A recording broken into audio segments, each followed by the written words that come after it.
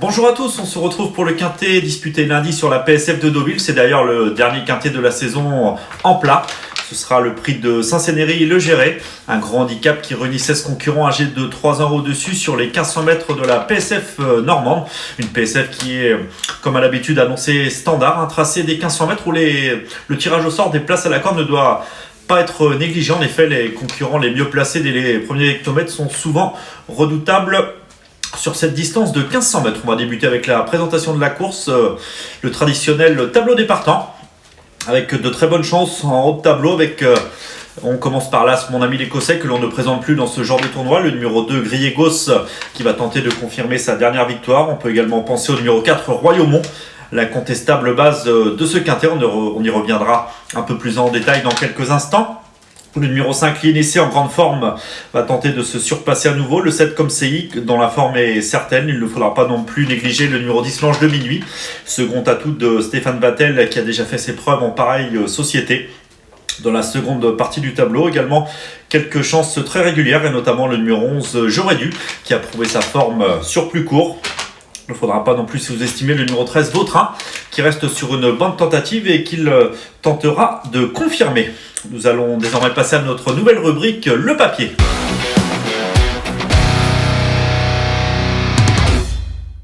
On débute le papier avec nos préférés de ce quintet Deauvillais. Tout d'abord, un concurrent incontournable, le numéro 4, Royaumont, un pensionnaire de Fabrice Chappet qui fait preuve d'une régularité exemplaire. Il est confirmé sur le sable, il reste sur 3 tentatives de choix dans la catégorie qui nous intéresse. C'est un adepte de la course d'attente, ce qui comporte des aléas, mais s'il peut bénéficier d'un parcours limpide et profiter d'un train sélectif, il s'annonce redoutable. En tous les cas, il mériterait de remporter son quintet. Nous avons d'ailleurs une statistique à son sujet, c'est sa réussite avec Stéphane Pasquier. En 8 associations avec Stéphane Pasquier, Royaumont compte 2 victoires et 4 places, soit 75% de réussite. Avant le coup, il n'a pas grand-chose contre lui, même rien, en cherchant un peu. Il est confirmé sur le sable, régulier, en forme. Il fait figure de solide point d'appui et mériterait de remporter son événement. On peut également penser au numéro 1, mon ami l'Écossais, un autre concurrent régulier et qui n'a plus à faire ses preuves dans ce genre de tournoi, vu qu'il avait notamment remporté le grand handicap de Deauville durant l'été 2020. Il n'a plus gagné depuis, mais a aligné les bons classements ces dernières semaines.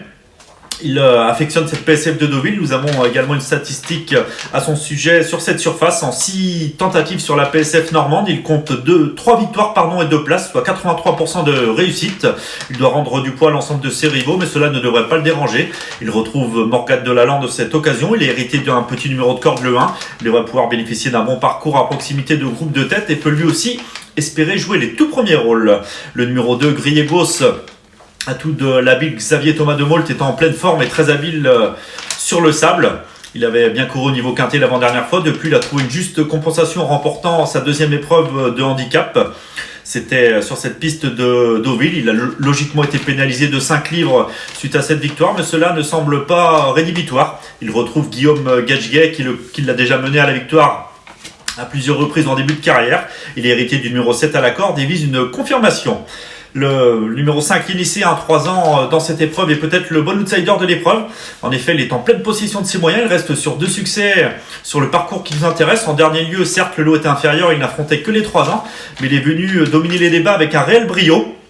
Il était pénalisé de 6 kg suite à ses 2 sorties victorieuses successives. Mais attention à lui, il semble en plein progrès et peut pourquoi pas profiter de sa grande forme pour espérer repousser ses limites et monter de catégorie avec bonheur. Le numéro 11, J'aurais dû, bien connu dans ce genre de tournoi, lui qui possède des références à la fois sur le sable et sur le gazon, a prouvé sa forme sur le sable et sur la distance de 1300 mètres.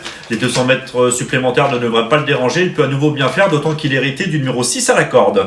Parmi les nombreuses chances régulières, nous vous conseillons de surveiller de près le numéro 10, l'Ange de Minuit, second atout de Stéphane Vattel au départ de ce handicap. C'est un concurrent délicat mais qui a déjà prouvé qu'il avait la pointure à ce niveau. Sa forme est sûre. Il sera associé pour l'occasion à Valentin Segui. Leur unique association s'était soldée par une bonne place sur l'hippodrome de Saint-Cloud l'avant-dernière fois. Attention à lui, s'il peut bénéficier d'un bon parcours et venir au moment opportun, il peut espérer lui aussi jouer un très bon rôle. Nous penserons également au numéro 8, Big Boots, Un concurrent qui possède des références, lui qui se plaça au niveau liste des groupes en Allemagne par le passé. Il est peut-être un peu moins tranchant désormais, mais il conserve de beaux restes. Il devrait pouvoir pleinement profiter de son numéro 2 à la corde. En effet, on sait que c'est un concurrent qui apprécie galoper aux avant-postes. Il devra animer les débats. Il peut espérer aller loin, même si on l'envisage davantage pour une place que pour la victoire. Le numéro 7, comme Sei, est en forme, il reste sur plusieurs tentatives de choix. Il est également confirmé sur la surface qui nous intéresse et possède une chance très régulière, associée pour l'occasion à Jérôme Cabre, même si lui aussi on l'envisage davantage pour une place que pour le succès. Il ne faudra pas non plus sous-estimer le numéro 6, Fuego de la Mort, que nous n'avons pas retenu dans un choix prioritaire. Mais sa forme ne fait aucun doute. Il faut noter qu'il reste sur une série de 3 victoires consécutives. Il monte de catégorie, il doit porter 57 kg, est en valeur 38, sa marge semble mince, mais sa grande forme actuelle peut pourquoi pas lui permettre de viser une place en bout de combinaison. Nous penserons également au numéro 12, The Big Smoke, pensionnaire de la famille Lerner. Sa forme est certaine, Il reste sur 2 tentatives de choix sur la surface qui nous intéresse, mais il faut noter qu'il était en cette occasion associé à Christophe Soumillon qui en tire la quintessence. Il s'entend très bien avec ce The Big Smoke. Christophe Soumillon s'entend d'ailleurs avec beaucoup de chevaux. Cette fois, ce sera Frida Valescar qui est habile, mais qui n'a pas la même maestria que Christophe Soumillon. Il a le 13 à la corde, raison pour laquelle nous ne l'avons pas gardé dans un choix prioritaire, mais pour les amateurs de champ réduit, on peut l'envisager en bout de combinaison. Il ne faudra pas non plus sous-estimer le numéro 13, Vautrin, qui a créé la surprise en se plaçant à Bellecote en dernier lieu. C'était sur la distance de 1300 mètres. On ne l'attendait pas à pareille fête, mais il a vraiment laissé une belle impression, finissant son parcours dans une belle action. S'il confirme cette valeur, il peut pourquoi pas viser une petite place lui aussi. Nous penserons également au numéro 16, Noce d'Argent, qui aura certainement d'autres objectifs. Lui qui a le meeting de Cagnes en ligne de mire et qui n'a plus été revu depuis 2 mois.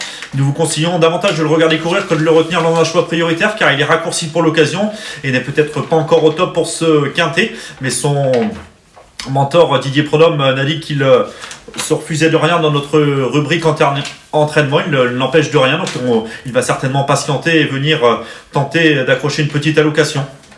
Attention à lui, mais nous vous conseillons davantage de le suivre pour le meeting de Cagnes. Parmi les outsiders, nous penserons notamment au numéro 15, Romanello, qui n'a pas été gâté avec son numéro 15 à la corde et qui semble davantage compétitif pour les toutes petites places, qui semble barré pour la victoire. Le numéro 3, Novergencer, qui possède des références sur le gazon, lui qui remporta son quintet à Longchamp cette saison, mais qui est nettement moins confirmé sur le sable. Et le numéro 14, Yellow Blue, qui va affronter ses aînés pour la première fois, qui doit faire ses preuves face à une telle opposition. Une impasse dans ce quintet, le numéro 9, Richeroux, qui court à 4 jours, qui est raccourci, qui doit faire ses preuves à ce niveau. La passe est fortement conseillée.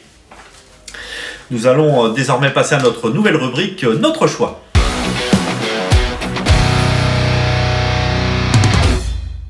Notre choix, nos 5 préférés pour ce quintet d'Auvillets, disputé lundi avec tout d'abord le 4 Royaumont, très régulier. Confirmé sur cette surface, il mériterait de remporter son quintet associé au très habile Stéphane Pasquier. Le numéro 1, mon ami l'Écossais, que l'on ne présente plus dans ce genre de tournoi et qui affectionne la PSF de Deauville. Le numéro 2, Griegos, en grande forme et qui peut espérer poursuivre sur sa lancée malgré un poids revu à la hausse. Le numéro 5, Lienissi, en plein épanouissement. Ce 3 ans va tenter de confirmer malgré ses 6 kilos de pénalité suite à ses 2 dernières victoires. Attention à lui, il nous a vraiment bien plu en dernier lieu. Et le numéro 11, J'aurais dû, lui aussi en forme, et qui est confirmé sur cette surface. Donc nos 5 préférés pour ce quintet disputé lundi à Deauville, le 4, l'As, le 2, le 5 et le 11. Nous vous rappelons que vous pouvez retrouver tous les partants et les performances détaillées de chaque concurrent sur notre nouveau site très complet parature.com. Également suivre les courses en direct sur notre rubrique Le Live. C'est désormais l'heure de notre conseil de jeu. Ce lundi à Deauville, en Réunion 1, le 706 Arabino. Il nous avait bien plu lors de son avant-dernière sortie cantilienne, seulement devancé par Snowfall Jackson. Et depuis, il a joué de malchance dans un handicap toujours sur la PSF de Chantilly. Ce jour-là, alors qu'il se rapprochait avec des ressources, il s'est retrouvé complètement ligoté côté corps dans la ligne droite, alors qu'il semblait en mesure de jouer un beau rôle. Il ne faut en aucun cas lui en tenir rigueur. Il a nettement mieux couru que ne l'indique son classement ce jour-là. Il retrouve Hugo Beignet qui le connaît bien. Un engagement plutôt favorable et nous vous conseillons de le suivre de près. Il peut même espérer s'imposer. En tous les cas, sa place est à l'arrivée, le numéro 706 Arabino. Cette émission touche à sa fin en espérant avoir été complet pour tenter de vous aider à dénicher la bonne combinaison de ce quintet, le dernier quintet de la saison en plat, donc à Deauville. Nous vous souhaitons bon jeu à tous et vous nous retrouverez pour une prochaine émission avec un quintet réservé aux trotteurs mardi à Vincennes. Bon jeu à tous.